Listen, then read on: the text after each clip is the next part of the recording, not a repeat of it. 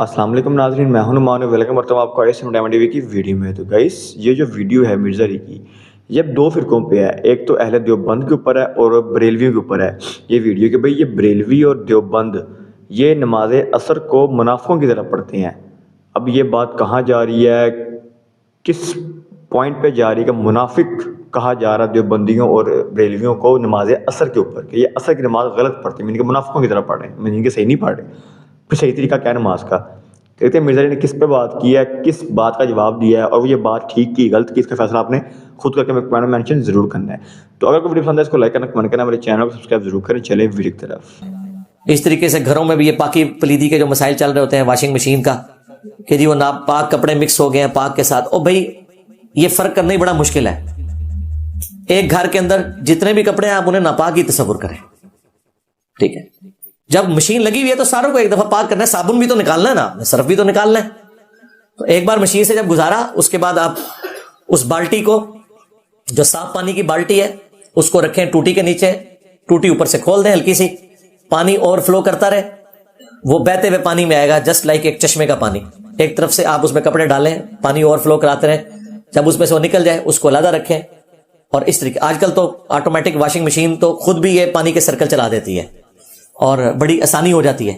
اب مجھے بتائیں، حرمین شریف فین میں اگلے دن غور کر رہا تھا، یہ لوگ اتنے پاکی پلیتی کا دھیان کرتے ہیں اور یہ کہتے ہیں جی آٹومیٹک واشنگ مشین میں کس طرح کپڑے پاک ہوں گے، یہ جو بتاتے ہیں نا کہ جی اس طرح کریں، اور پھر وہ جب وہ پورا بہ کے آگے نکل جائے پھر دوسرا۔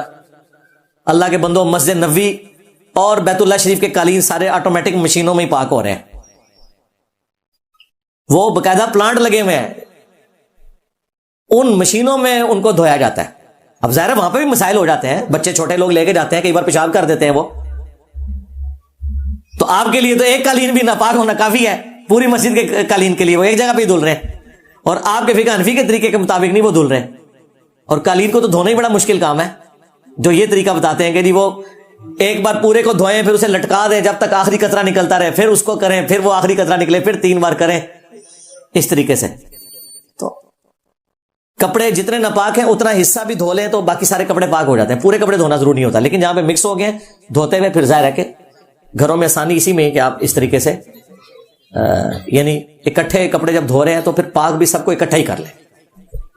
ایک اور مسئلہ میں تبرکن عرض کر دیتا ہوں، یہ عصر کی نماز کا جو مسئلہ ہے، جو ہمارے ڈیجیٹل کلاکس جو ہیں مسجدوں میں لگے ہوئے ہیں، ایپس کے اندر بھی لکھا ہوتا ہے آپ نے حنفی سیٹ کرنا ہے یا شافعی، وہ صرف مسئلہ عصر کی نماز کا ہے، باقی چاروں نمازوں کے ٹائم ایک ہی ہیں، اس کی وجہ سے حنفی اور شافعی آپ کو سیٹ کرنا پڑتا ہے، وہ آپ نے شافعی سیٹ کرنا ہے۔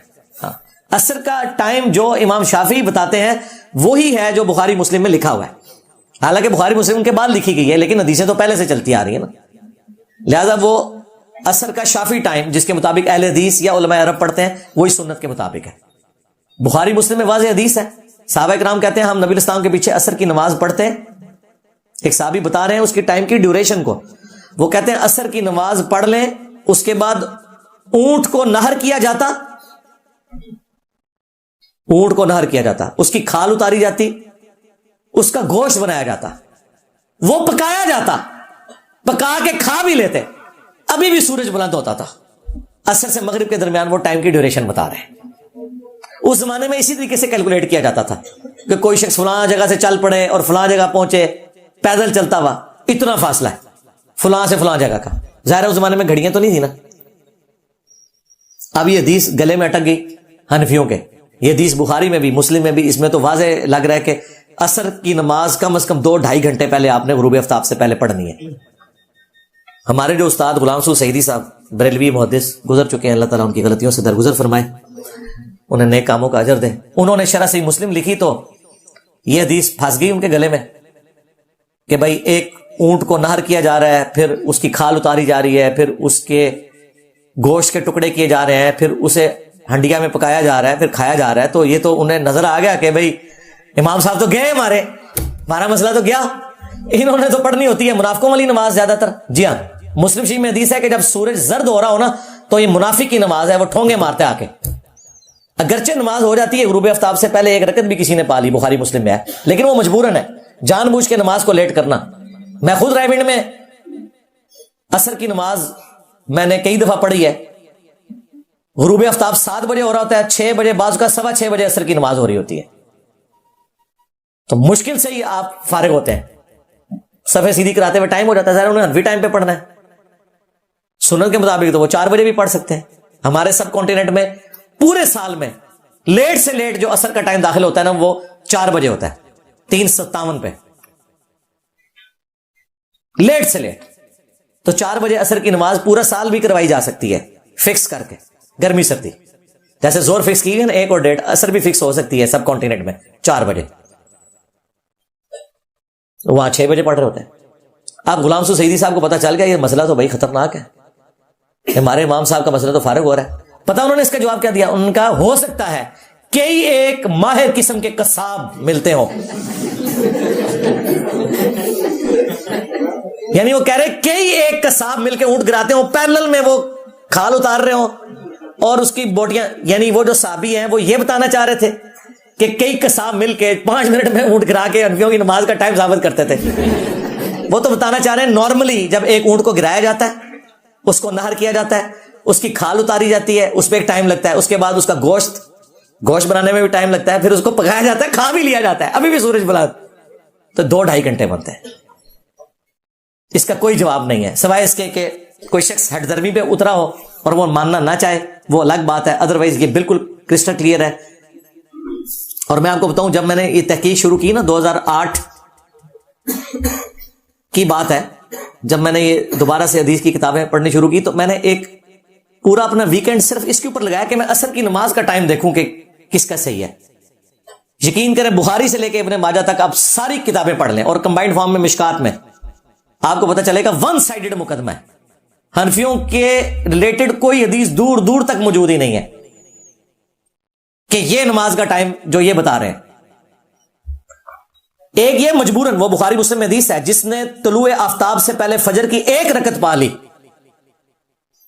اس نے فجر کی نماز پا لی, اگرچہ دوسری رکعت اس کی مکروہ ٹائم میں ہو رہی ہے چونکہ وہ پہلے شروع کر چکا تھا.